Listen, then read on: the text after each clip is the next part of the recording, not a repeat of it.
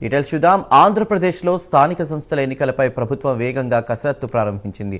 ఇప్పటికే స్థానిక సంస్థల ఎన్నికలకు సిద్ధంగా ఉండాలని ముఖ్యమంత్రి చంద్రబాబు సంకేతాలిచ్చిన నేపథ్యంలో ఎన్నికల ప్రక్రియపై కీలక పరిణామాలు చోటు చేసుకుంటున్నాయి.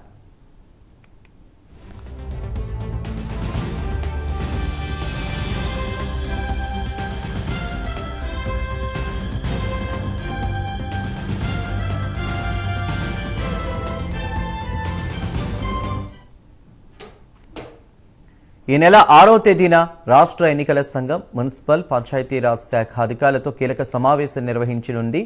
ఈ సమావేశంలో వార్డుల విభజన, కోర్టుల్లో పెండింగ్లో ఉన్నటువంటి కేసుల స్థితి, ఎన్నికల నిర్వహణకు అవసరమైన ఏర్పాట్లు, ఓటరు జాబితాలు, సిబ్బంది నియామకం వంటి అంశాలపై సమగ్ర సమీక్ష నిర్వహించి అధికారులకు దిశానిర్దేశం చేయనున్నట్లు సమాచారం.